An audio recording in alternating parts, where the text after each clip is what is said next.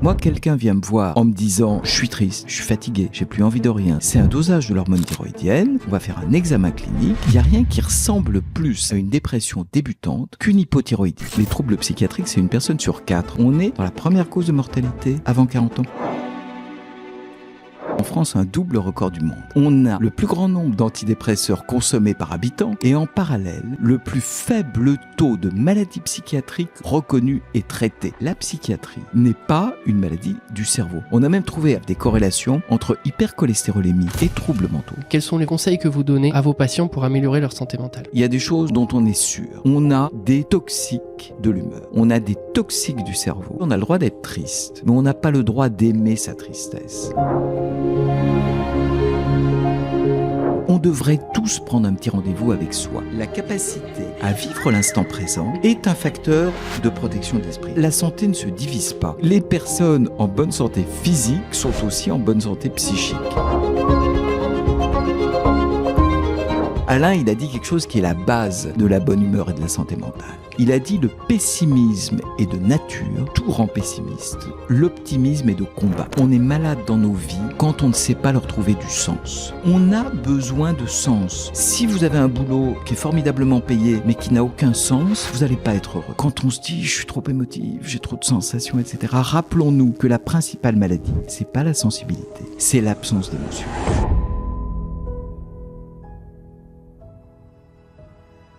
Est-ce qu'en santé mentale, il y a des signes d'alerte qui nécessitent de consulter un médecin ?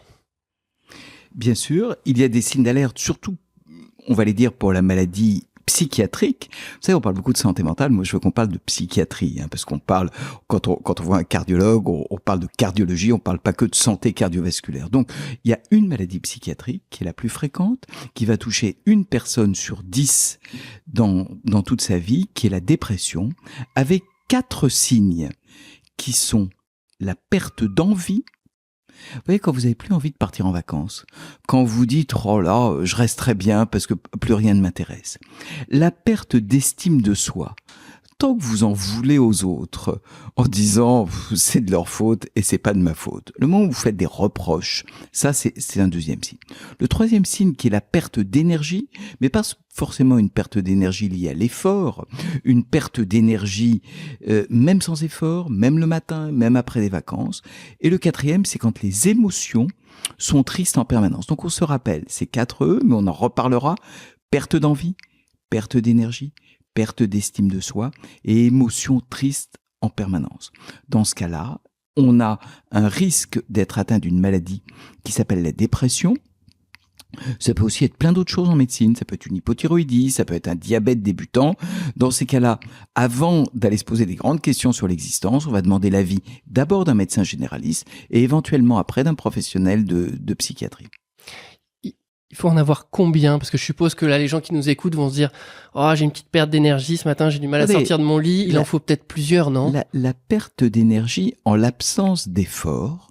Et globalement, il faut que tout ça dure 1 mois.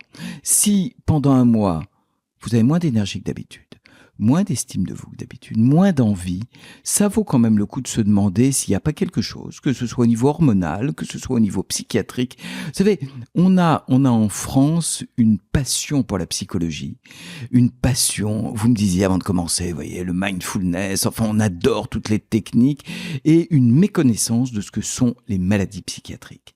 Vous savez, on a en France un double record du monde. On a le plus grand nombre d'antidépresseurs consommés par habitant. Donc on bouffe facilement du Prozac ou n'importe quel autre antidépresseur. Et en parallèle, le plus faible taux de maladies psychiatriques reconnues et traitées. Donc, si vous lisez des magazines sur « j'ai pas d'énergie », on va vous conseiller de prendre de la vitamine, de la camomille, des tas de choses comme ça. Ne passons pas à côté d'une maladie simple qui touche une personne sur 10, qu'on reconnaît et qu'on traite à peu près à tous les coups. Ce que vous venez de me dire, c'est qu'il y a plein de gens qui souffrent de maladie mentale ou de maladie psychiatrique parce que vous préférez ce mot et qui en fait sont pas pris en charge, sont pas diagnostiqués du coup. Qui sont mal pris en charge.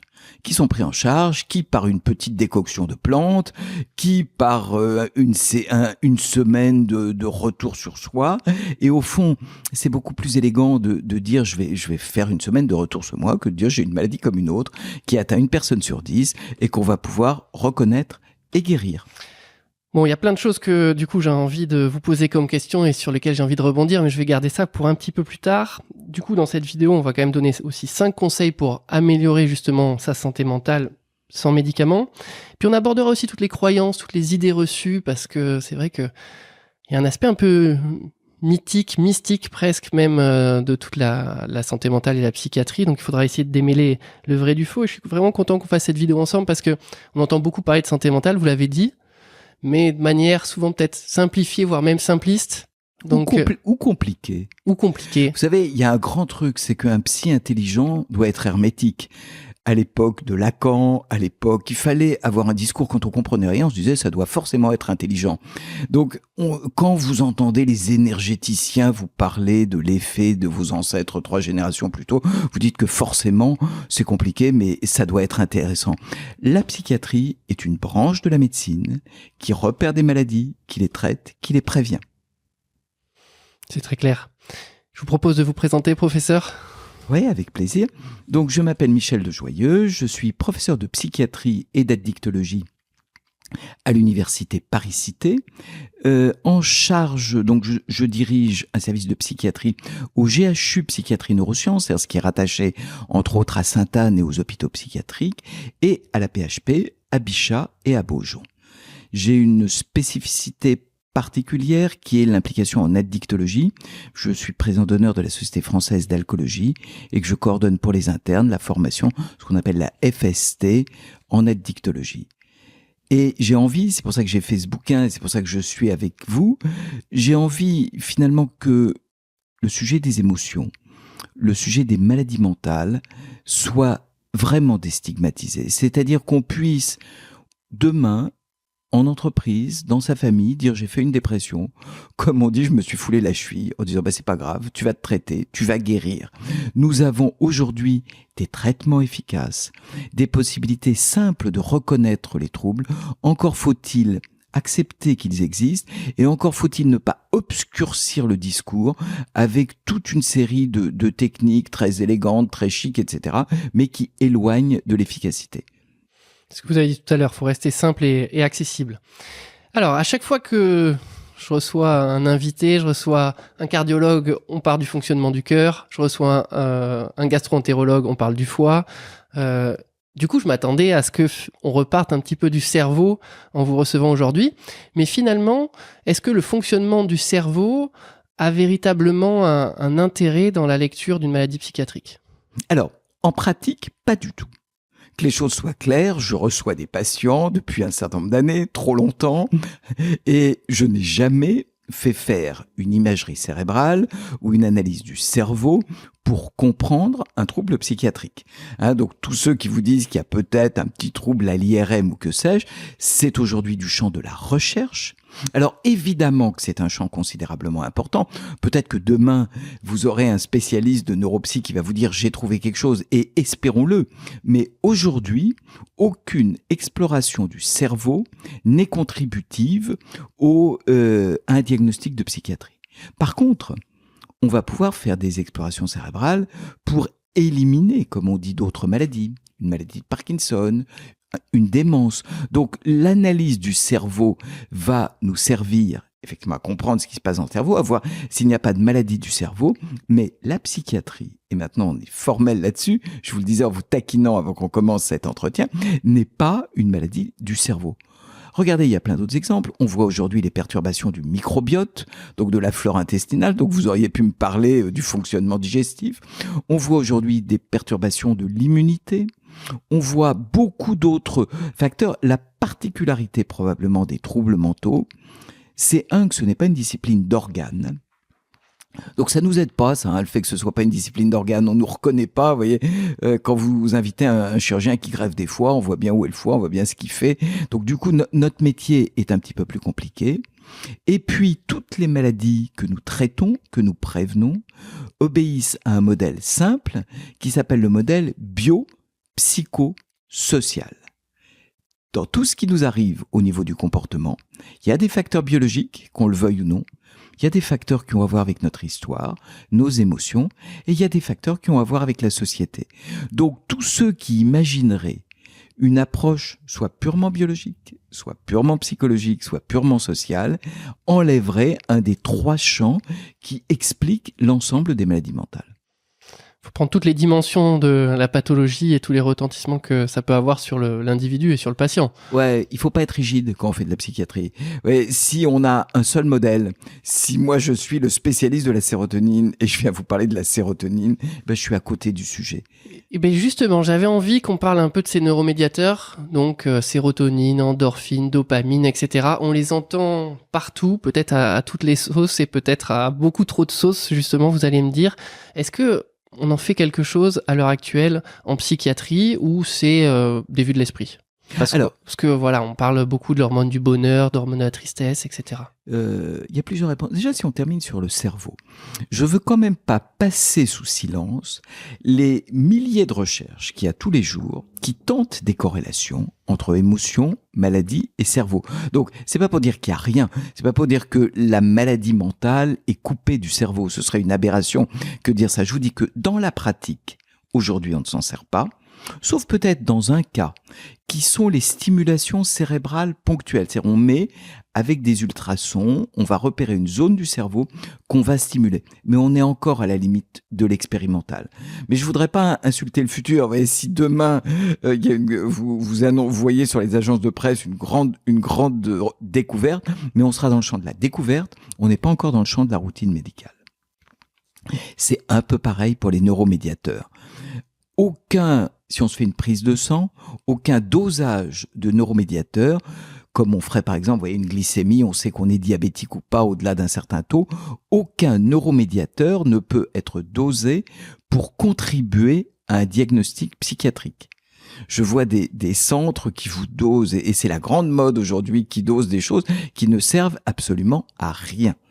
Qu'on s'entende, ce n'est pas remboursé par la sécurité sociale, ce n'est pas recommandé par les sociétés savantes, donc il n'y a pas de consensus sur un paramètre, une prise de sang, qui dirait vous êtes ou pas atteint d'un trouble mental.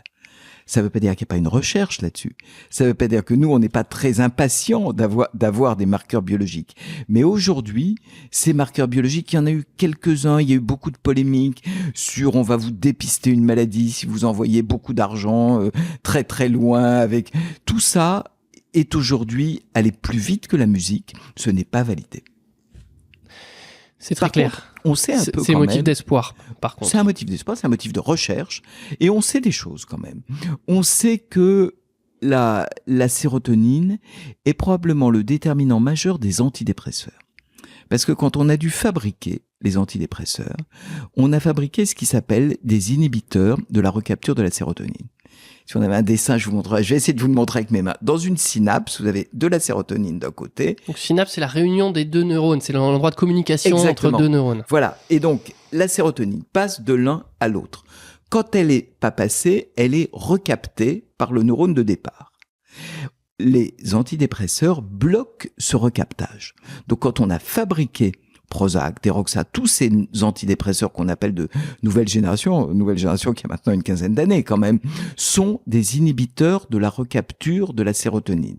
Donc, autant ça sert à rien de doser la sérotonine, sauf à perdre son argent et perdre son temps, autant quand on a des molécules qui inhibent la recapture de la sérotonine, on a probablement un effet sur l'humeur qui est utile quand on a une maladie dépressive, mais on expliquera ce que c'est qu'une maladie dépressive.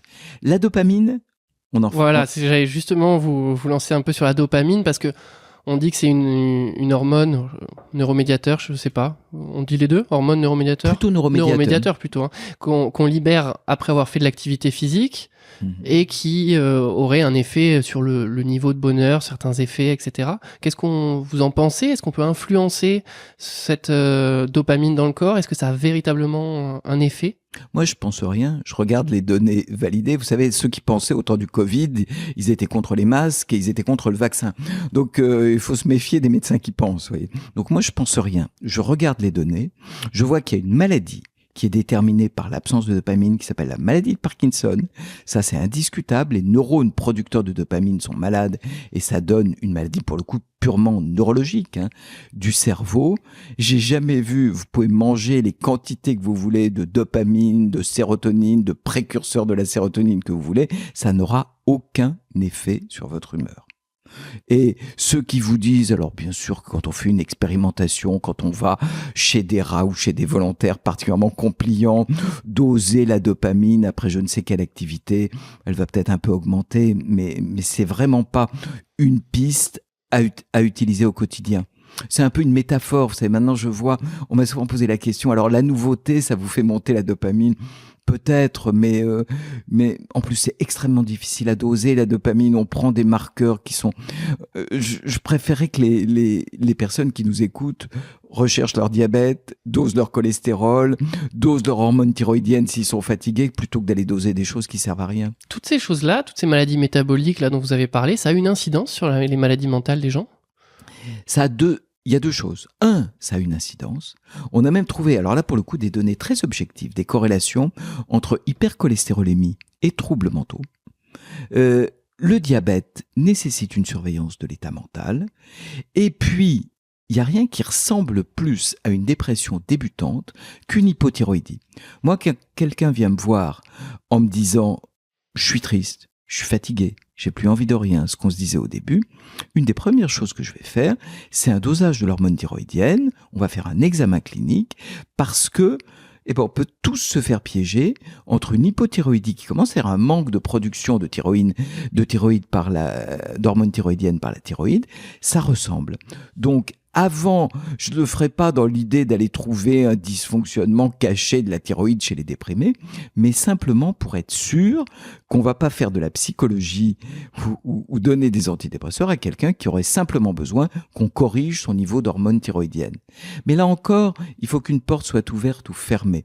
Soit on a un taux d'hormone thyroïdienne normal, et il est normal, et on prend pas des compléments thyroïdiens, je ne sais quoi, qui vont faire du mal à la thyroïde, soit on a un taux perturbé, et là on le traite.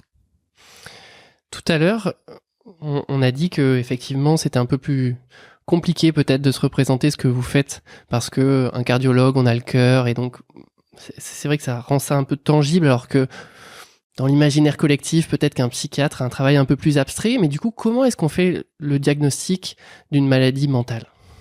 C'est vrai que le psychiatre, c'est un travail abstrait. Vous savez, moi, j'ai fait ma thèse sur le psychiatre au cinéma. Et je vous donne un truc, et ceux qui nous regardent et nous écoutent pourront s'en servir. J'ai une question pour vous plus tard, alors. Dans un film policier, le psychiatre est toujours l'assassin ou toujours un pervers. Il n'y a aucun psychiatre normal dans un film policier. Donc, vous savez le dénouement, c'est le psychiatre qui a tué. Voilà, c'est toujours pareil. Et quand un cinéaste doit représenter un psychiatre, il est bien embêté. Soit il montre une espèce de fou furieux qui fait des piqûres à tout le monde ou qui ouvre nuitamment les cerveaux de ses contemporains. Parce que sinon, c'est ce qui se passe entre un patient et un psychiatre n'est pas extraordinairement romanesque. Vous voyez, on peut pas tenir des heures. À la limite, une thérapie, oui. Mais nous, le travail de la psychiatrie, c'est vraiment le cœur de notre travail. C'est de faire la différence entre ce qui est le champ de l'émotion, ce qui est le champ de la réaction normale et ce qui est le champ de la maladie. Ce qui ne veut pas dire qu'on ne s'intéresse pas aux émotions, une fois qu'on n'a pas de maladie. Mais ce qu'on attend d'un psychiatre, c'est que, de même qu'on attend d'un médecin généraliste qui sache entre j'ai un peu mal ou d'un kiné, qu'est-ce que je dois faire si je tire un peu la patte quand je cours, est-ce que c'est normal ou pas normal? On attend d'un psychiatre qu'à partir de critères précis, validés, nous avons des critères dans ce qui s'appelle le DSM, le manuel statistique et diagnostic américain, ou la classification internationale des maladies, qui pose des diagnostics. Si vous voulez savoir ce qu'est un bon psychiatre et ce qu'il différencie d'un mauvais psychiatre, le bon psychiatre donne un diagnostic précis, et à partir de ce diagnostic, qui peut tout à fait être un trouble émotionnel, il va proposer des traitements. Donc notre métier, c'est une analyse du comportement, des émotions, et de voir dans quel champ on est. Est-ce qu'on est dans le champ de la vie, de la réaction? Vous savez, c'est vieux comme Freud qui avait écrit Deuil et mélancolie. Un deuil, on est triste, c'est normal d'être triste. Une mélancolie, il faut la traiter. Est-ce qu'on est dans le champ d'un deuil, dans le champ d'une fatigue parce qu'on est épuisé, parce qu'on a trop travaillé, ou dans le champ de burn-out? Et l'autre chose que fait le psychiatre, c'est qu'il va récuser tout, pardon de vous le dire comme ça, mais tous les diagnostics modernes bidons qui n'existent pas. Vous voyez, l'hypersensibilité, le HPI. Alors dès qu'il y a un téléfilm sur un truc, on se demande si on n'est pas HPI et hypersensible. Les pervers narcissiques, nous ne savons pas ce que c'est que les pervers narcissiques. Vous voyez, on a une classification validée par l'Organisation mondiale de la santé et on n'en sort pas. Mais c'est ce qu'on attend, à mon avis, d'un praticien rigoureux. C'est pas qu'il vous invente des maladies et qu'il vous donne des traitements qu'il a bricolés lui-même pour ces maladies qu'il a inventées, mais qui se réfère, c'est ce qu'on apprend à nos internes, c'est comme ça que nous formons nos étudiants, à un référentiel précis, comme c'est fait dans le monde entier. Est-ce que quand on vient vous voir avec ces diagnostics qui n'existent pas, HPI, etc., est-ce que souvent, il n'y a pas quand même quelque chose derrière qui relève d'une maladie mentale ou de la psychiatrie, mais qui a simplement été mal étiqueté? Bien sûr, c'est notre... Et je veux dire, d'abord, je suis gentil et poli, moi, hein, dans ma pratique, si vous voulez. Aujourd'hui, on n'est pas déprimé, voyez, on fait pas une dépression, on fait un burn-out, parce que c'est quand même plus élégant de faire un burn-out parce qu'on a trop travaillé que d'avoir une fragilité dépressive qui sous-entendrait qu'on a une fragilité en soi. Donc, aujourd'hui, peu de déprimés viennent me voir autrement qu'en me disant j'ai fait un burn-out. Vous voyez, aujourd'hui, on n'est pas alcoolique, on a du binge drinking parce que c'est quand même plus. Donc, que l'expression moderne des troubles ait changé, c'est complètement respectable et c'est plus acceptable. Mais on va face à ces situations, repérer d'autres maladies, mais pas forcément. Vous savez, moi j'aime bien aussi quand je termine une consultation en disant aux gens, écoutez, je vous trouve normal. Surtout, arrêtez vos vitamines, arrêtez vos compléments alimentaires, arrêtez tous les week-ends de thérapie que vous faites, je ne sais pas pourquoi, et puis amusez-vous, quoi. Gardez les émotions comme vous les avez, retrouvez votre famille, faites du sport, et ne vous considérez pas, ne vous laissez pas entretenir dans une sorte de fragilité imaginaire. Tu sais, j'ai vraiment voulu, et notamment avec tout ce que j'ai pu écrire, lutter contre cette tendance à psychiatriser tout le monde, voyez. On est tous un peu fous. C'est pas vrai. On a des cas où on doit être traité, puis on a des cas où on se débat avec son stress quotidien, et là, il y a des actions sur le mode de vie. Donc si j'ai bien compris, après on a un petit peu digressé, mais finalement, comme n'importe quel médecin, un psychiatre va rechercher des symptômes. Il a une liste de pathologies, de maladies, et il va voir si ça correspond ou si ça correspond pas, en fait. Exactement. Aussi simplement que ça. Exactement. Mais c'est pas si simple des fois. Mais non, mais c'est vrai qu'il y a un aspect un peu, je l'ai dit, abstrait, magique, comme quoi le psychiatre il pourrait lire dans les pensées, etc. En fait, non, on revient sur quelque chose d'assez pragmatique. Oui, et puis des fois c'est dur, mais c'est dur aussi en médecine. Hein. Des fois on tourne autour d'un diagnostic. Enfin, moi pour travailler dans un hôpital général, pour travailler à Bichat, je suis pas le seul à ramer sur des diagnostics. Hein. Mes copains internistes ou endocrinos trouvent pas non plus du premier coup. Bien sûr. Là-dedans, quelle est la part d'inné, quelle est la part d'acquis sur une maladie mentale? Qu'est-ce qu'on hérite de nos parents ou par le biais de notre ADN, notre génétique? Et finalement, quelle part d'influence on peut avoir dans notre mode de vie pour éviter justement de tomber malade? C'est une bonne question. Ça va dépendre des maladies. D'abord, il y a pas de conseil génétique en psychiatrie. C'est-à-dire qu'il y a pas de recherche de gènes qui vous dirait avec ce gène-là, vous avez, mais peut-être tout ça va changer, hein, dans quelques années, peut-être qu'on l'aura. Mais aujourd'hui, nous n'avons pas de gène qui déclenche obligatoirement une maladie. Donc, si on fait un karyotype, si on fait une analyse bien plus fine même du génome, on pourra pas dire un tel est à risque de telle maladie. Mais clairement, il y a un déterminisme génétique et surtout un déterminisme familial.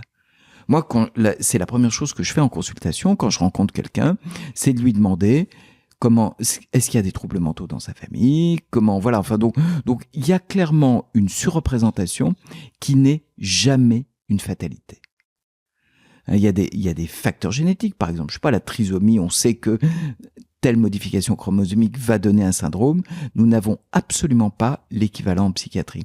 On sait qu'il y a des conformations génétiques qui augmentent tellement le risque de cancer du sein qu'il faudra peut-être avoir des mesures préventives. Ce type de déterminisme génétique n'a pour l'instant pas été trouvé en psychiatrie. Mais il y a des facteurs. Mais ça veut quand même dire que si on a, je sais pas moi, dans notre famille, un de nos parents, un de nos grands-parents qui ont eu des épisodes dépressifs assez réguliers, il y a une certaine vigilance à avoir ? Bien sûr, il y a une vigilance à avoir. Il n'y a pas besoin de s'effondrer tout de suite ou de commencer à prendre des antidépresseurs de manière préventive, mais il y a une vigilance à avoir. Il y a des situations où le poids génétique est particulièrement important. Je vous en cite 2, mais c'est pas du tout exhaustif. Si j'ai des collègues qui écoutent, ils vont dire il en a oublié plein. Donc, mais je vous en cite 2 qui me viennent à l'esprit. La première sont les conduites addictives, où avec des très jolies études de jumeaux adoptés à la naissance, qui montrent le poids soit du facteur génétique, soit du facteur de la famille. Et on voit que sur les conduites addictives, que ce soit l'alcool, que ce soit le jeu, le poids génétique est fort. Donc, ça veut dire que si on a dans sa famille des personnes qui ont eu une conduite addictive, qui ont été dépendantes de l'alcool, du tabac, des drogues, il faudra être particulièrement vigilant vis-à-vis du sujet. Une autre maladie où les facteurs génétiques sont vraiment bien identifiés, c'est ce qu'on appelle le trouble bipolaire de l'humeur. L'alternance de moments d'excitation et de dépression. Là, très clairement, il y a une surreprésentation familiale, sans là encore que je vous dise que le gène du trouble bipolaire est celui-là, ou le gène de l'addiction est celui-là. Toujours le modèle biopsychosocial. Jamais de gène qui va s'exprimer de manière fatale. Donc ça, c'est le modèle bio, logique. Voilà. Mais le bio est plus ou moins gros selon les pathologies. Et sur les troubles bipolaires et sur les addictions, le bio est assez gros. Du coup, qu'est-ce qu'on peut faire, justement, soit de manière préventive parce qu'on a une certaine récurrence dans notre famille, soit simplement parce qu'on veut prendre soin de sa santé mentale, pour faire en sorte d'avoir une santé mentale en bonne santé, de la meilleure façon possible, de manière naturelle ? Alors, quelles sont les pistes que vous donneriez ? Déjà, est-ce qu'il y a une différence entre le curatif et le préventif ? Ou finalement, est-ce que les deux marchent bien ? Et puis, quels sont les conseils que vous donnez à vos patients pour améliorer leur santé mentale ? Alors déjà, moi, pardon de rester un peu médecin, mais pour des pathologies mentales qui concernent une personne sur 4, donc les troubles psychiatriques, c'est une personne sur 4 en population générale. Ouais, c'est énorme. Donc, avant de faire de la prévention, faisons déjà de la reconnaissance et du dépistage. Vous voyez, avant de chercher le bonheur collectif, de se demander si les Français sont heureux, pas heureux, soyons à l'écoute de ce quart de la population qui a un trouble caractérisé, qu'il faut diagnostiquer, que les médecins généralistes peuvent parfaitement diagnostiquer. Donc, de même qu'on fait un bilan de l'hypertension, de même qu'on va chez le dentiste chercher si on n'a pas de carie, il faut pas hésiter à demander à son généraliste si on est ou pas atteint d'un trouble psychiatrique. Et c'est pas plus grave que d'avoir des caries ou de l'hypertension, et ça nécessite pas plus de travail sur soi ou plus d'introspection. Vous voyez, moi, mon métier, c'est vraiment de banaliser les maladies psychiatriques. Elles sont fréquentes, elles sont banales, elles sont curables. C'est vrai qu'il y a cette image où pour beaucoup, c'est difficile d'avouer qu'on a un épisode dépressif, c'est difficile d'avouer qu'on va voir un psychiatre, alors que vous, ce que vous nous répétez, c'est qu'en fait, c'est des maladies comme les autres. Mais déjà, vous avez dit avouer, vous voyez ? On n'avouerait pas une fracture, quoi. Ou un diabète. Ou un diabète. Donc vraiment, on est... étonnamment, on a tous fait médecine. Vous voyez, les psychiatres, ils ont fait 7 ans de médecine. Normalement, les psychiatres doivent être compétents dans l'ensemble de l'examen, qu'il soit du corps ou de l'esprit. Donc vraiment, et les médecins généralistes sont parfaitement formés à la reconnaissance des troubles psychiatriques. Je passe mon temps à les former pendant leur cursus médical et après. Donc vraiment, réintégrons le sujet de la psychiatrie dans le champ de la médecine. Oui, pour le dire comme ça, si on s'intéressait un peu moins au bonheur, à l'épanouissement personnel et un peu plus à ce quart de la population qu'on peut facilement traiter, je pense qu'on aurait un gradient considérable. Ok, on augmenterait en fait le bonheur général en s'occupant des gens qui ont des maladies mentales, c'est ça que vous voulez dire ? On augmenterait la santé, vous voyez. Ouais. On augmenterait la santé. Et puis alors, sur les choses de prévention, il y a des choses dont on est sûr. On a des toxiques de l'humeur. On a des toxiques du cerveau le principal, on a plein de publicités, oui, on va avoir plein de publicités pour des bières, pour des cocktails. On sait que la consommation excessive d'alcool multiplie par 10 le risque de dépression et de suicide. Donc avant d'aller faire des grandes réflexions sur qu'est-ce qui me rend heureux, qu'est-ce qui fait que ma vie est épanouie ou pas, j'ai un vrai travail sur ma consommation d'alcool. Le tabac est un facteur d'anxiété et de dépression. Donc vous voyez, on a ces double chance, quoi. On améliore la santé de son corps et on améliore aussi la santé de son esprit avec une action sur l'alcool, sur le tabac. Ça, c'est indiscutable. Les études vous montrent en population générale que plus on fume, plus on boit, plus on a de maladies psychiatriques. Donc c'est encore un petit peu le même raisonnement. Au lieu de penser peut-être à aller mieux, déjà on enlève Exactement. Ce qui va pas bien. Exactement. Plutôt que de lire tous les livres de développement personnel du monde et de travail émotionnel, on écrase sa cigarette et on limite sa consommation d'alcool. Bon, ça va plutôt dans le bon sens, non? Parce que je pense que les deux sont en train de diminuer quand même. À quelques bémols près. D'accord. Le tabagisme chez les femmes augmente. C'est une parité dont on se serait bien passé, mais on voit notamment chez les jeunes femmes une augmentation de la consommation de tabac. Et l'alcool change d'aspect. C'est-à-dire que le vin à table, à chaque repas, ça apparaît comme une pratique de papy et c'est que fini. Mes parents prenaient, ou mes grands-parents, ça c'est fini. fini. Le vin de table, ça c'est fini. Mais la fête où on finit bourré, ce qu'on appelle le binge drinking, avec des blackouts, avec des violences sexuelles, avec des violences physiques, ça malheureusement c'est encore le quotidien. Vous savez, on parle beaucoup de soumission psychique et de violences sexuelles qui peuvent avoir lieu. Quelques cas anecdotiques de GHB qui vont faire la une des informations. Combien de jeunes gens, et notamment de jeunes filles, vont subir des agressions sexuelles simplement après avoir bu de l'alcool? On apprend, faites attention à ce qu'il y a dans votre verre. Moi, j'ai envie de dire, faites attention à l'alcool aussi qu'il y a dans votre verre. Ce qu'on met consciemment, volontairement dans son propre verre. Ouais, la première drogue du violeur, et ça, il faut le dire à nos enfants.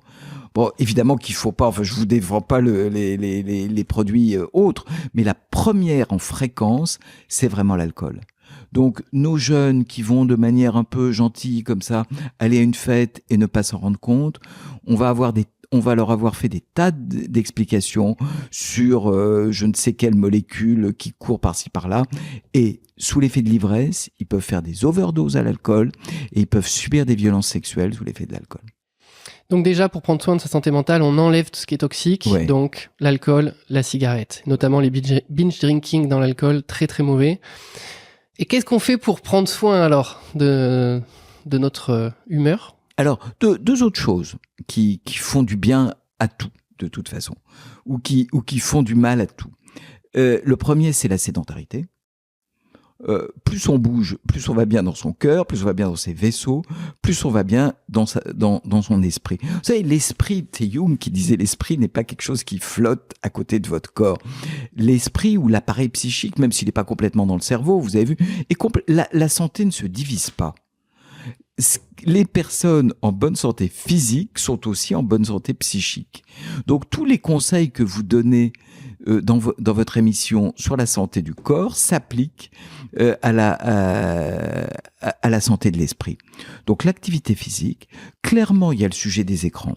Aujourd'hui, du fait d'être en permanence sur les écrans, avec toutes les violences qu'il peut y avoir, et avec aussi tout l'isolement que provoque le fait d'être en ligne. Pardon, je sais qu'on est en ligne là, mais c'est différent d'être en ligne en voulant regarder une émission comme la vôtre, et là on n'est pas dans du zapping, et le fait d'être piégé dans des réseaux sociaux, dans tout ce qui peut être de conduite, de manipulation.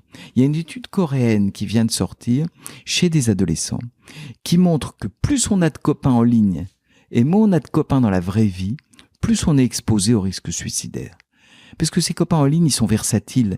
Ils peuvent passer du j'aime à j'aime pas, comme ceux qui nous regardent, peut-être ils zappent, ils aiment pas, je sais pas ce qu'on va avoir comme... Avant, ils nous aimaient bien, puis avec cette étude, ils nous aiment plus. Voilà, c'est ça, et tout d'un coup, ils vont dire que...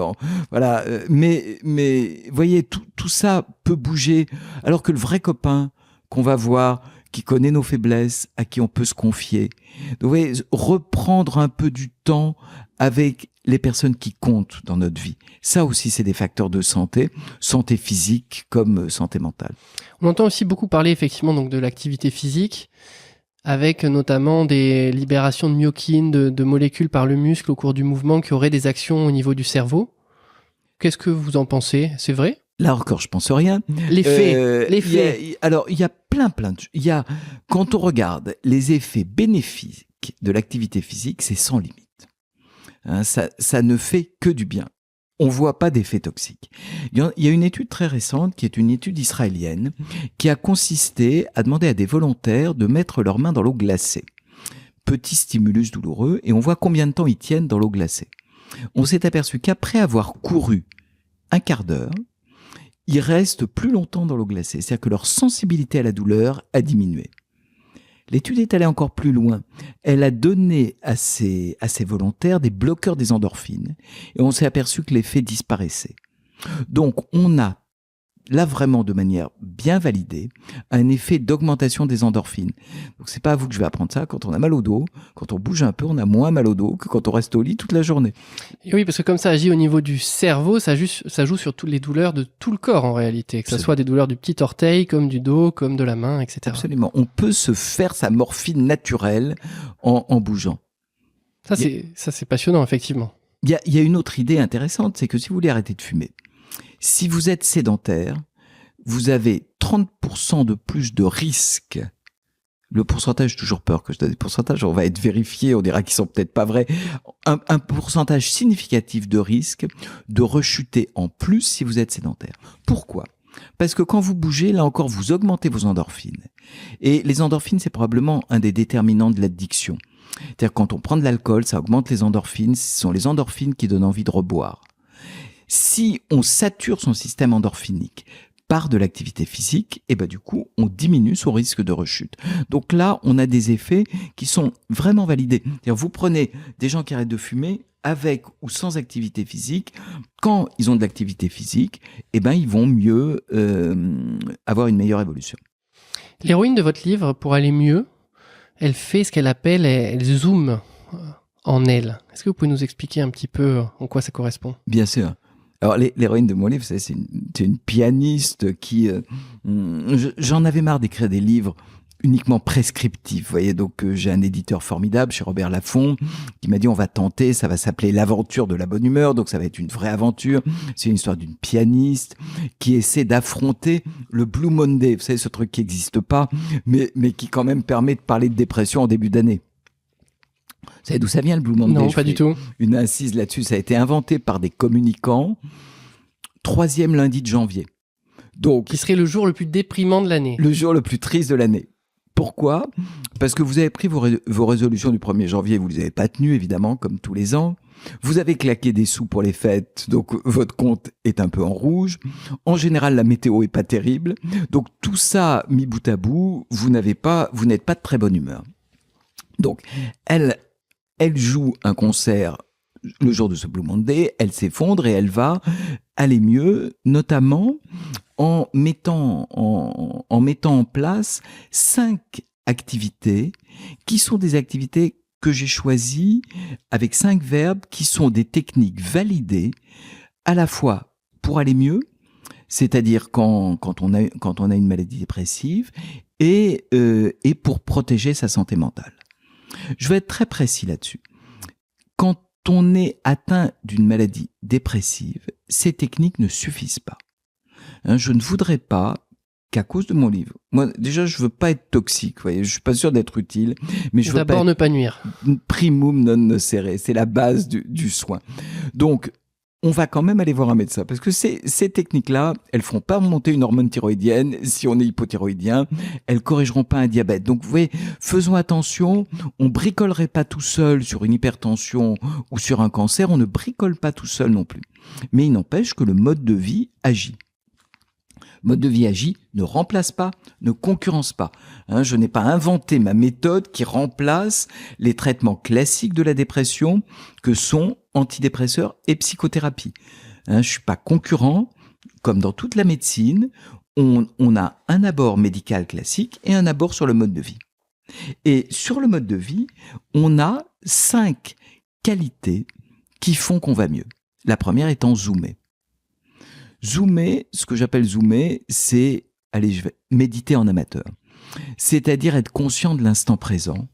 Je prends mon café, je me concentre sur son goût. Éventuellement, je me fais aider par une musique.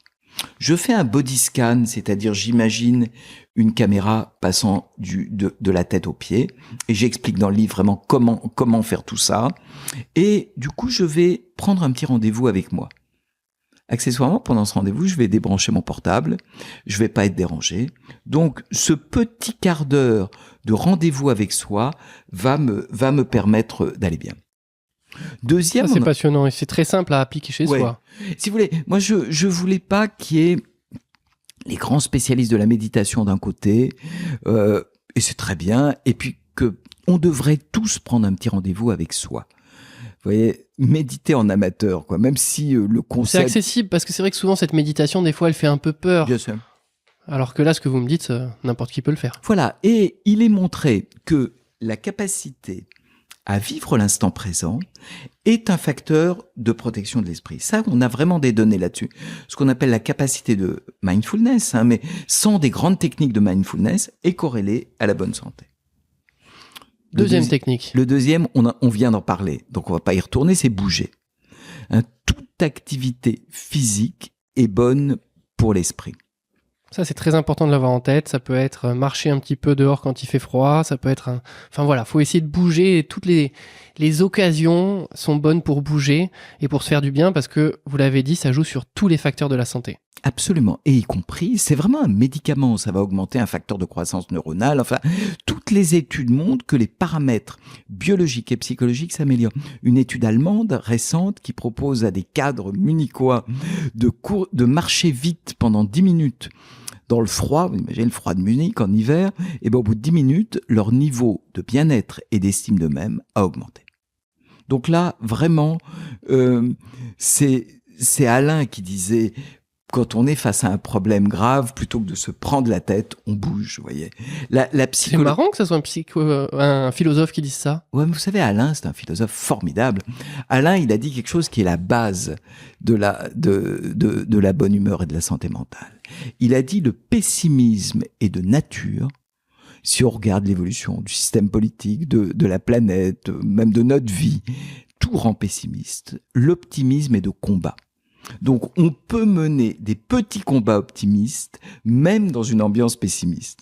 Si vous voulez chercher des raisons d'être pessimiste, vous avez les chaînes d'infos, vous y allez tout de suite, et il y a aucun problème avec ça. Le verre à moitié vide ou le verre à moitié plein, c'est vrai qu'on est quand même constitué pour le voir à moitié vide. On a toujours ces théories de l'évolution, comme quoi ça nous a sûrement sauvé la vie d'imaginer que le tronc d'arbre qui flottait dans l'eau, on pensait que c'était un crocodile parce que plutôt qu'un tronc d'arbre, si jamais il y avait une menace, il valait mieux essayer d'anticiper la situation. Mais c'est vrai que du coup, on garde ça un petit peu en nous et maintenant on le transpose dans nos modes de vie qui n'ont plus rien à voir. Bien sûr, et aujourd'hui, il n'y a aucun doute, il vaut mieux être optimiste que pessimiste.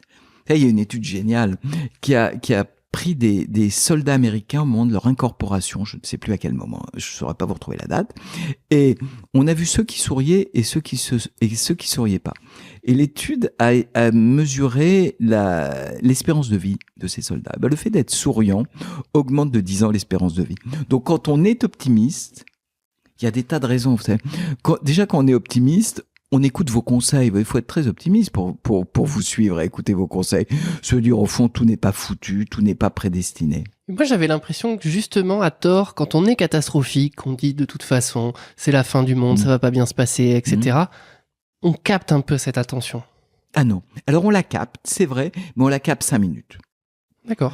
Nos copains, les copains qu'on aime bien voir, ils sont quand même un peu optimistes.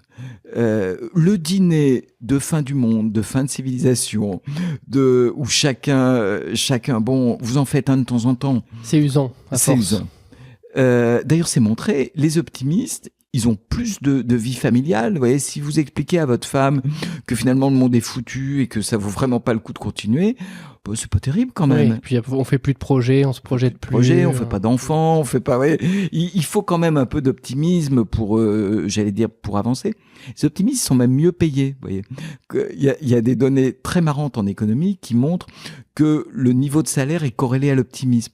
Si vous pensez que de toute façon vous êtes nul et que tout va foirer, il y a aucune chance que de toute façon ce qu'on fasse gagne. Donc c'est communicatif. C'est communicatif et c'est producteur de bonne humeur. Il y a aussi une étude hollandaise qui a calculé le risque de coagulation, donc le risque de maladie par coagulation, maladie cardiovasculaire et le niveau d'optimisme, et qui a corrélé les choses. C'est-à-dire que plus on est pessimiste, peut-être médié par l'adrénaline, mais ça c'est des données robustes, plus on a de risques cardiovasculaires. Ouais, donc c'est bon d'être optimiste. Donc dans un pessimisme de nature, tout nous y poussant, faisons des petites expériences de combat d'optimisme. Voilà, mais c'est un combat, ça prouve bien que c'est difficile. Ah bah oui. Bah oui, sinon on n'en parlerait pas si on n'était pas. Mais si vous voulez, ce qu'il faut, le précédent livre que j'avais fait avant l'aventure de la bonne humeur s'appelait En bonne santé avec Montaigne, et moi, je me suis beaucoup plongé dans Montaigne. Montaigne disait on a le droit d'être triste, parce que ça peut nous arriver d'avoir des choses tristes, mais on n'a pas le droit d'aimer sa tristesse. On n'a pas le droit de se fabriquer un musée de la tristesse. Vous voyez, on peut très facilement se remémorer, on peut faire l'effort, tous des moments de galère qu'on a eus, mais ça, non, on n'a pas le droit. Et Montaigne disait en italien, le mot tristezza veut dire faiblesse. Donc, il faudrait pas qu'on cultive trop sa tristesse comme une qualité formidable, vous voyez. Le problème, c'est que très souvent, on se souvient de tous les épisodes difficiles qu'on a eu dans notre vie. On se souvient des trains qui arrivent en retard. On se souvient pas des trains qui arrivent à l'heure. C'est pour ça qu'il y a un petit effort. Et c'est là où la psychologie et la psychiatrie moderne vous disent, vous faites un petit effort. Et vous faites un petit effort pour vous souvenir de votre vie conjugale, de votre vie amicale, quand elle va bien, plutôt que d'avoir les quelques moments de crise que vous avez traversés, comme n'importe qui. Donc il y a une dimension... Elle n'est pas naïve, elle est volontariste de repérer, de donner plus d'importance à ces moments positifs. Est-ce qu'on parlerait d'une autre technique, justement ? Ouais. Zoomer. Donc, Maria, elle a découvert. Bouger. Le troisième, c'est supporter. Vous savez, c'est Woody Allen qui disait « La seule manière d'être heureux, c'est d'accepter d'être malheureux ». On est traversé d'émotions négatives. Moi, c'est l'avantage d'un roman, c'est que je l'ai obligé à sortir dans la rue avec un pull troué. Vous voyez, vous imaginez une chemise trouée pour présenter votre émission, vous seriez très fâché. Vous voyez, j'ai même eu, avant de venir, j'avais un dress code, quoi. Il fallait pas être en chemise trouée, propre. Enfin, vous m'avez tout dit. J'ai essayé pris une douche et tout. Donc, vous voyez, on va supporter, c'est-à-dire qu'on va accepter les émotions négatives. Vous savez, quand un patient vient me voir en consultation en me disant « je voudrais gérer mon stress », je lui dis « mais surtout pas ». Parce que le gérer, c'est l'entretenir. On va le supporter et on va le laisser passer. Le supporter, c'est l'accepter. Oui.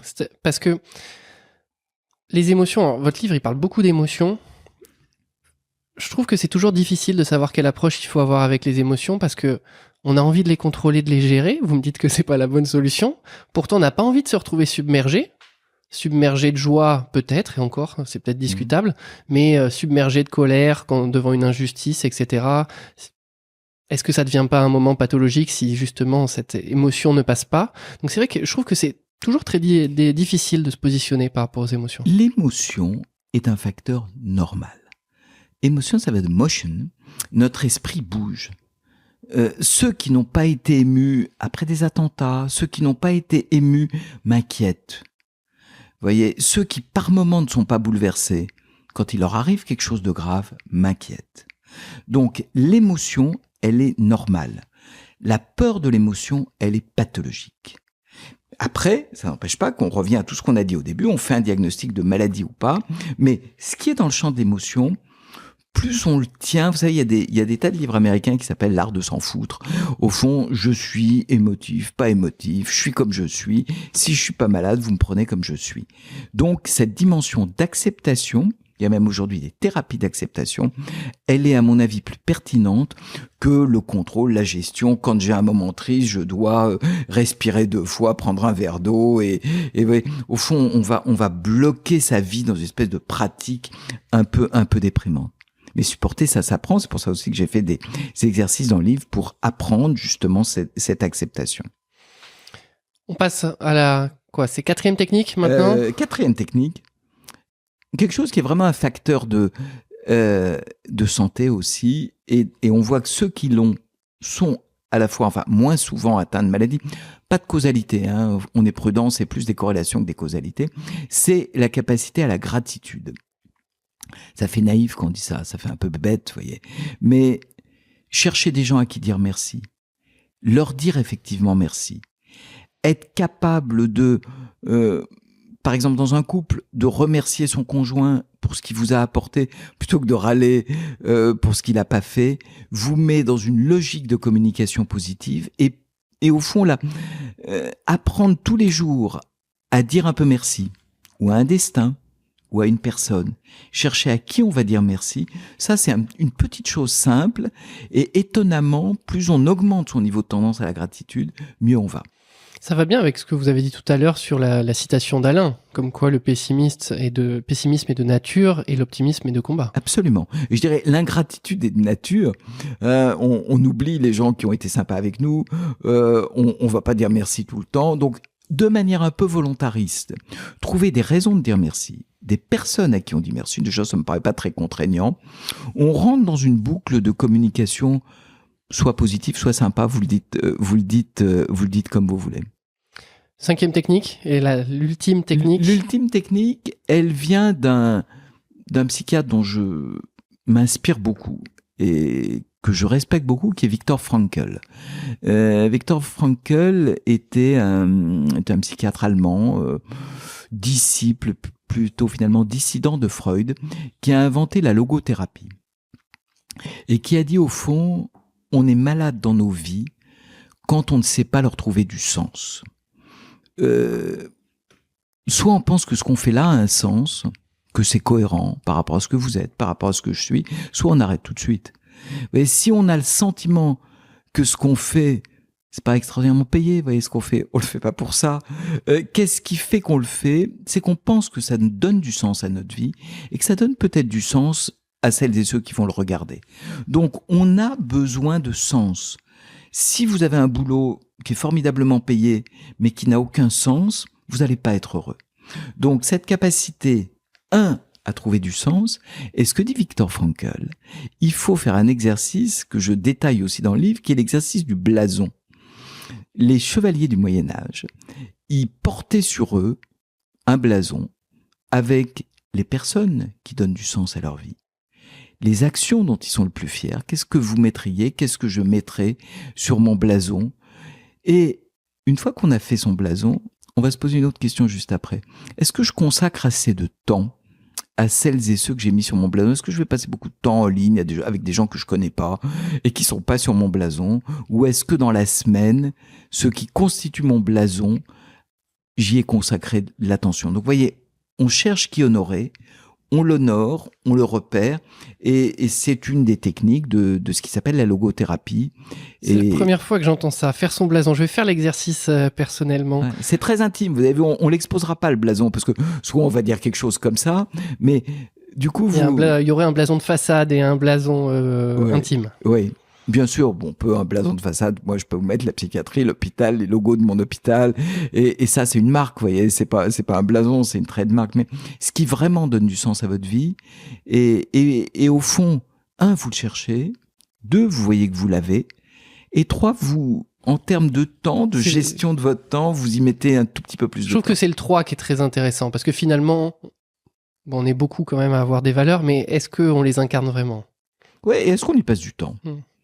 Est-ce que les personnes qui donnent le plus de sens à notre vie, on a la chance quand c'est les enfants, ils sont exigeants, ils le demandent, mais est-ce que les autres personnes qui donnent du sens à notre vie, est-ce qu'on les a appelées dans la semaine? Est-ce que ce bilan de temps par rapport à ceux qu'on honore, on l'a fait, ou est-ce qu'on a pris du temps à faire je ne sais quelle technique d'épanouissement personnel? Quelque chose de faussement important. Exactement. On entend beaucoup parler en ce moment des liens entre ce qu'on mange et la santé mentale. Est-ce que c'est vrai ? Est-ce que ce qu'on a dans notre assiette peut déclencher une maladie psychiatrique ? Alors là, je suis allé peut-être dans le cas extrême, mais si on va un peu moins loin, peut avoir une incidence sur notre humeur. Alors c'est passionnant. Le sujet est passionnant. Le sujet est un sujet de recherche considérable.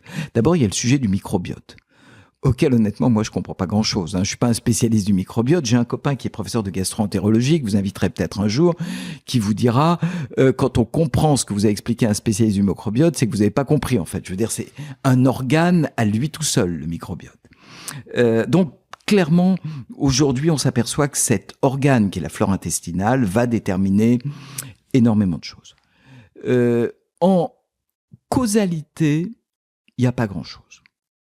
C'est-à-dire qu'il n'y a pas d'aliment, si je prends ce café-là, qui va m'effondrer de déprime ou qui va me faire sauter de joie. D'ailleurs, toutes les substances euphorisantes, soit l'alcool, la cocaïne, les psychostimulants, sont évidemment toxiques. Par contre, il y a, et là c'est très intéressant, des corrélations. Pas causalité, corrélation. Des grandes populations, vous voyez, vous prenez 1 million de personnes, vous regardez leurs habitudes alimentaires, et vous voyez la fréquence des troubles mentaux. Donc là, on est dans quelque chose, après je vous laisse l'interpréter, il peut y avoir des biais. Il y en a une que je cite dans le livre, puisque Maria va rencontrer une cuisinière émotionnelle qui va lui apprendre à faire des petits plats émotionnels. Il y a une chose étonnante, c'est que quand on se fait un repas tous les jours et qu'on ne mange pas des restes, on est, là encore pas de causalité, corrélation, on est moins souvent déprimé. Est-ce que dans les plats qu'on garde une semaine, il y a des choses toxiques pour les neuromédiateurs ? On n'en sait rien. Mais en tout cas, il y a ce point-là qui est que se faire un repas tous les jours, on est moins souvent déprimé. Quand on ne mange que de la junk food, frites, soda, sucre rapide, on est plus souvent déprimé. Donc, vous voyez, c'est pas un effet médicament simple, tiens, je mange une carotte et tout d'un coup je saute de joie, mais dans les habitudes alimentaires, puis je vais vous dire, les bonnes habitudes alimentaires pour l'esprit sont les mêmes que les bonnes habitudes alimentaires pour le corps. Donc il n'y a pas un régime spécifique pour la bonne humeur, il y a tous les principes de bon sens, avec des aliments frais, avec des aliments qu'on se fabrique tous les jours. Moi, je vais rajouter un ou deux trucs. Avec, au moment où on les mange, les téléphones à distance. Vous voyez, parce que manger le meilleur des repas, le plus bio, le plus machin, en regardant son téléphone, je trouve pas ça terrible. Avec évidemment un moment de partage. Probablement une vraie vigilance sur les sucres rapides, les sodas, les choses comme ça qui vont être toxiques, mais qui sont aussi toxiques pour d'autres choses. Donc vraiment, c'est un sujet passionnant. Et je vais faire dans le livre une petite expérience, je vous la donne là, qui est la différence entre le wanting et le liking. J'ai parlé avec une chercheuse cette semaine pour faire une émission en 2026, donc dans un petit moment. Mais sur le wanting et le liking. Alors, je vous le raconte sur les repas. Le wanting, c'est le mode d'alimentation dont vous avez envie. On a tous envie de manger sain, de pas trop manger de cochonneries, etc., d'aliments préparés. Le liking, c'est ce dont on a envie tout de suite. Peut-être que notre liking, il est d'un truc bien sucré. Et du coup, ça fait une réflexion un peu sur, au fond, une différence entre ce dont on a envie dans l'immédiat et ce qu'on a comme aspiration, j'allais dire un peu plus profonde. Donc, clairement, il y a un lien. Là encore, ne vous abreuvez pas de régime contraignant de bonne humeur qui vous obligerait à 10h à manger ça, à midi à manger ça. On mange sain, on se fait des plats tous les jours, on les mange dans des conditions de pleine conscience, rien que des choses, là encore, médicales que pourrait conseiller un spécialiste. Un diabétologue. Exactement. Puis pour vous faire rire quand même, il y a une étude amusante que je livre à votre sagacité, qui a comparé le nombre de prix Nobel par pays et la consommation par habitant de chocolat. Le chocolat, je la connais. Et alors, plus les habitants mangent de chocolat, plus il y a de prix Nobel. Donc sachez, la prochaine fois que vous mangez du chocolat, que Stockholm n'est pas loin, quoi. Voilà, et ça tombait effectivement sur les pays du Nord. Et donc, on voyait bien cette différence entre causalité et corrélation. Exactement. Je ne suis pas sûr que si vous prenez 5 tablettes de chocolat, vous aurez tout de suite le prix Nobel. Vous pouvez essayer, mais je ne garantis rien. Au tout début, on a parlé de la dépression et justement des signes. Si on s'intéresse un peu plus à cette pathologie, parce que vous m'avez dit que c'était la plus fréquente au niveau des maladies mentales et c'est peut-être la plus fréquente des maladies tout court, je sais pas. Oui. En tout cas, c'est la plus coûteuse au plan de la sécurité sociale, en termes d'arrêt de travail, de productivité, de nombre de jours perdus en bonne santé. Du coup, qu'est-ce qu'on peut dire un peu de la dépression? Comment, donc on a dit les signes à rechercher, on va voir plutôt son médecin, on va voir son psychiatre. Est-ce que c'est difficile de soigner une dépression? Qu'est-ce qu'il faut faire? On peut parler des antidépresseurs parce que je pense que on entend beaucoup de choses dessus, notamment qu'il faut pas les prendre. Bien sûr. Donc voilà. Alors, le vrai sujet, il est vraiment en amont. Est-ce qu'on est ou pas déprimé? Les antidépresseurs ne vous rendent pas la vie toute rose si vous la trouvez désagréable. Si vous êtes malheureux dans votre boulot, prendre des antidépresseurs ne sert à rien. Donc ça ne rend pas heureux si on est malheureux. Ça traite les 4 signes que je vous ai dit: perte d'envie, perte d'énergie, perte d'estime de soi et émotions négatives en permanence. Donc si vous êtes endeuillé, si vous perdez quelqu'un de proche, ça sert absolument à rien de prendre des antidépresseurs. Ça va pas vous faire dire finalement je m'en fichais de l'avoir perdu. Donc le sujet vraiment, c'est de repérer la maladie dépressive, un cas où existe ce qu'on appelle un trouble bipolaire de l'humeur, c'est-à-dire où alternent des moments de dépression et des moments d'excitation, à repérer ce qu'on appelle aussi les dépressions saisonnières, qui sont plutôt déclenchées l'hiver. Et là encore, ça peut traduire aussi une maladie physique, tout cela. Donc, le premier interlocuteur, c'est le médecin traitant. C'est un sujet de médecine. Et une fois que le diagnostic est posé, j'allais dire, ceux qui nous écoutent vont peut-être hurler, mais que presque toutes les vraies dépressions se traitent. Vous voyez, on est déprimé depuis plus d'1 mois, depuis plus de 3 mois. Le standard aujourd'hui, c'est une association de médicaments et de psychothérapie. Et après, pour faire simple, sur un épisode de dépression isolé, c'est-à-dire première fois où on est déprimé, on prend des médicaments pendant 6 mois, et après la psychothérapie et l'action sur le mode de vie doit pouvoir suffire à éviter les rechutes. Chez les gens qui font des dépressions tous les 4 matins, on a peut-être intérêt à garder des antidépresseurs en préventif. Et chez les gens qui font ce qu'on appelle des troubles bipolaires de l'humeur, les antidépresseurs pourraient les exciter, donc dans ce cas-là, on va leur donner des régulateurs de l'humeur. Tout ça est extrêmement codifié, extrêmement, j'allais dire, simple et efficace. On entend plein de choses sur les effets secondaires des antidépresseurs. Il y en a. Il n'y a pas de médicament sans effet secondaire. Vraiment, le sujet, c'est l'effet primaire. C'est-à-dire que si vous n'avez pas d'indication à prendre des antidépresseurs, c'est inacceptable de s'exposer aux effets secondaires potentiels. Mais quelle discipline médicale dirait j'ai un médicament qui agit à tous les coups sans aucun effet latéral? Il y a évidemment quelques effets qui sont plus fréquents, mais là encore, on a la chance d'avoir, et là pour le coup, les spécialistes peuvent agir en deuxième intention, beaucoup de molécules différentes, et avec des profils de tolérance, et en général, on finit par trouver le médicament avec son profil de tolérance. Mais on se rappelle, les antidépresseurs ne traitent pas les émotions, donc ils sont contre-indiqués quand on est simplement agacé, en colère ou que sais-je, ou malheureux, et ils sont indiqués quand on a les signes de la dépression. 4 signes qu'on a bien détaillés. Donc la perte d'envie, la perte de l'estime de soi, la perte d'énergie et des émotions négatives. Voilà, persistantes. Si on a des gens qui vont pas bien dans notre entourage, comment est-ce qu'on peut les aider justement? Comme on aide sur une autre spécialité, sans vouloir faire le psychologue amateur. Vous voyez, quand quelqu'un a un problème, je sais pas, quand il s'est fait une entorse, vous lui tapez pas sur l'épaule en disant tiens, viens, je vais te guérir. Ça va aller, bouge un peu, tu vois, prends un peu de distance avec ça. Tu te tords de douleur, mais c'est dans ta tête, tout ça. C'est pareil. La dépression, c'est une maladie comme une autre. On va l'inciter à consulter. Et tout retard à la consultation, par je ne sais quelle bonne technique, essaye donc ma décoction de ceci ou de cela, va retarder le temps où on le traite. On se rappelle quand même, le suicide, première cause de mortalité avant 40 ans. Donc c'est une maladie potentiellement mortelle si elle n'est pas traitée. On n'est pas dans du vague à l'âme ou du bonheur. On est dans la première cause de mortalité avant 40 ans. Plus que le cancer, plus que les maladies cardiovasculaires. Donc on est dans une maladie potentiellement mortelle. on va pas dramatiser. Heureusement, c'est rare, mais vis-à-vis de laquelle on ne doit pas bricoler. Est-ce que si on a quelqu'un dans notre entourage justement qui a une maladie mentale, l'écoute est intéressante, avoir de l'empathie, et comment est-ce qu'on peut mettre ça en place, parce que c'est peut-être pas évident d'avoir une bonne écoute justement. D'abord, faut être gentil avec tout le monde, vous voyez. Mais j'allais dire ni plus ni moins. Il faut pas le stigmatiser, faut pas tout d'un coup prendre un air un peu, vous voyez, où vous le regardez en jouant au psychanalyste comme dans les films hollywoodiens. Est-ce que tu as des choses dont tu as envie de me parler? Et vous laisser un long silence. Je pense que ce dont ont besoin les personnes atteintes d'un trouble mental, c'est qu'on soit sympa avec eux, qu'on s'amuse avec eux. Quand on a une femme ou un mari atteint de ce genre de trouble, eh ben on va rester mari et femme.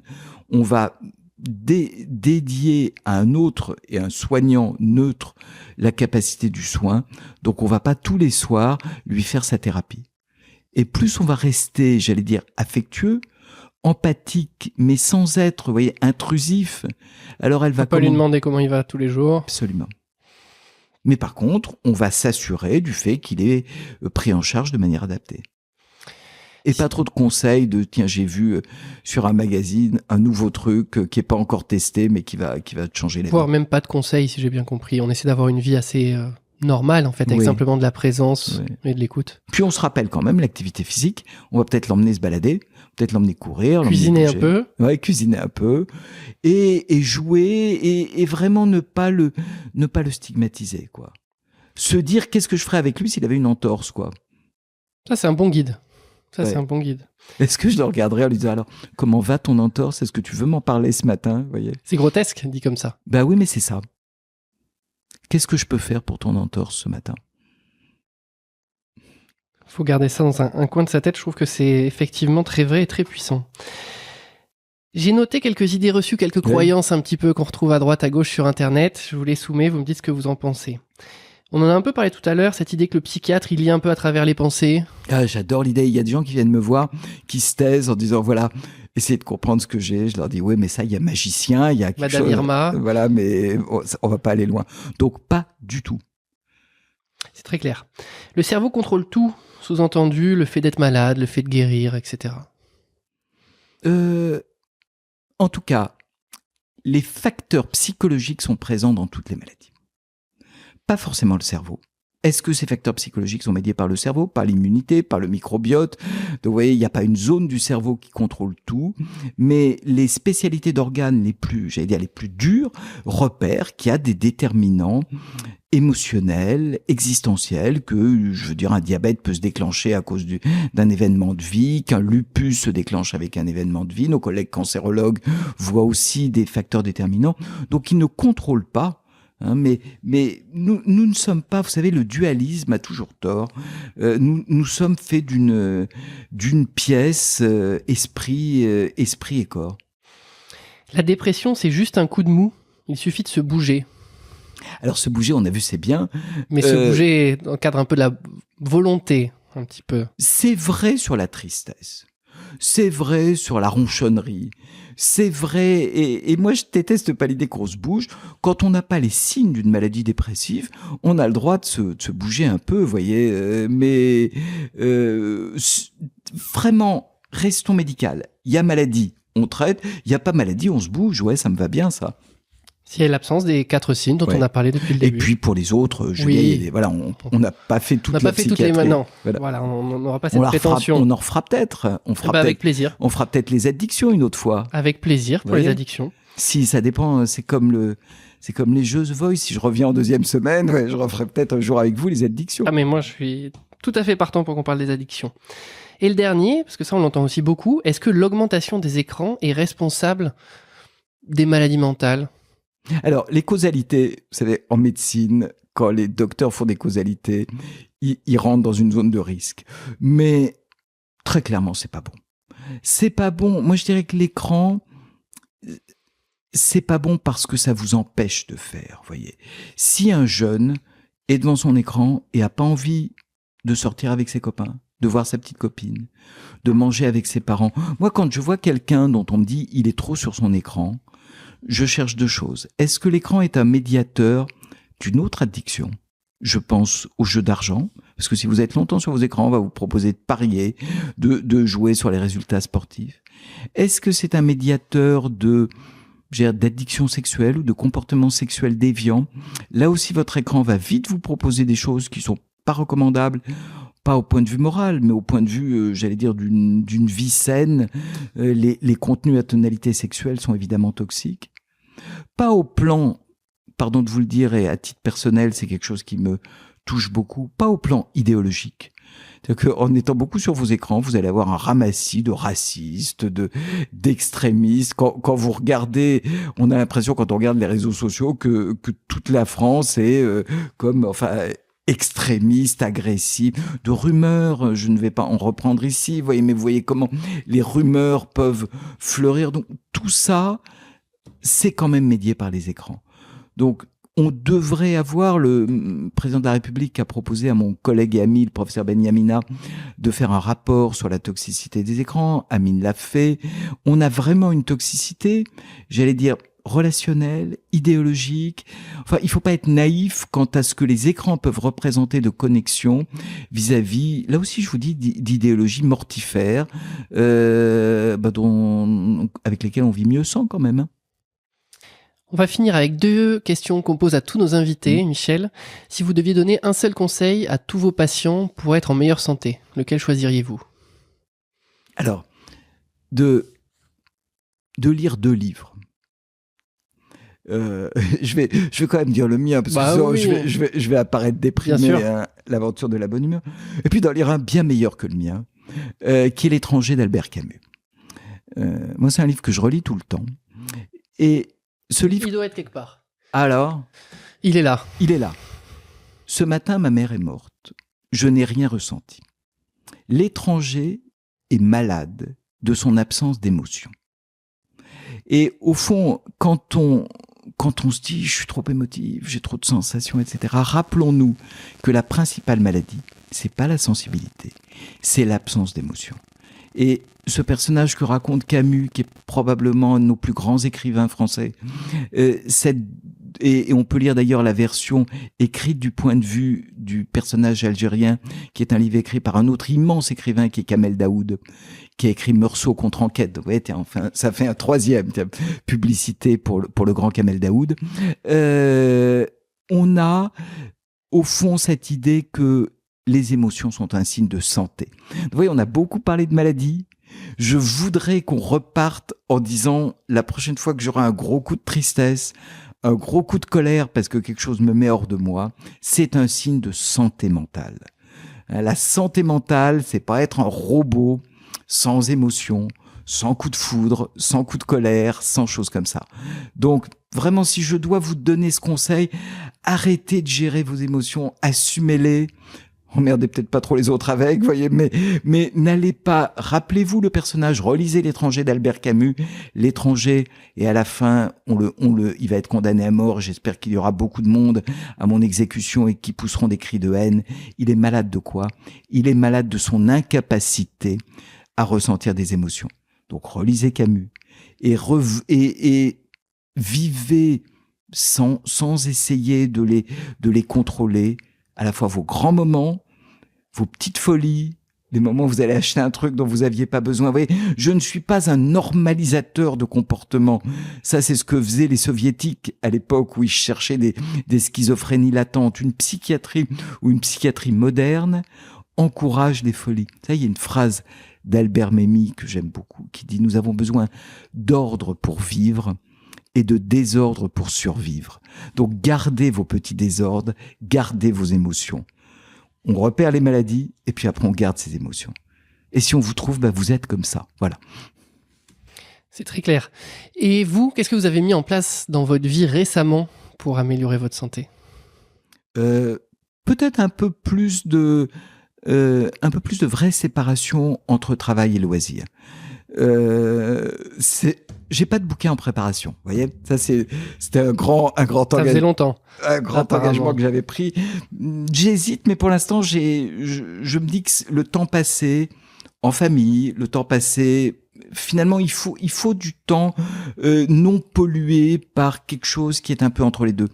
Moi, j'ai un peu cette tendance-là, vous voyez, toujours à répondre aux mails, à essayer de sanctuariser un peu des temps perso. Je me demande si c'est un changement ou un vœu pieux. Vous voyez, en vous entendant, je ne suis pas sûr que si mon entourage regarde cette émission, il croit que j'ai réussi. Mais en tout cas, j'essaye. Ça me fait penser à Camus, comme vous en parliez, qui disait que c'était important de s'ennuyer un petit peu. Et du coup, de peut-être pas forcément remplir toutes ces journées de plein de choses, de plein d'occupations. Merci beaucoup, professeur Michel Lejoyeux, d'avoir répondu à notre invitation. On rappelle votre livre, L'aventure de la bonne humeur, du coup, chez Robert Laffont. Et ce que vous m'avez dit qu'il fallait qu'on mentionne aujourd'hui, c'est que, en ce moment, c'est quand même la grande cause santé mentale. Oui, grande cause nationale, santé mentale 2025, portée par Monsieur Barnier, porté par Monsieur Bayrou, porté par le président de la République, un engagement de toute la nation par Yannick Neuder, notre ministre de la Santé, pour que la santé mentale soit mieux reconnue dans ces maladies, puis dans ces aspects de bonheur et de bien-être. J'espère qu'on aura œuvré également à ça. J'espère. Merci beaucoup, c'était le podcast de GGRAF.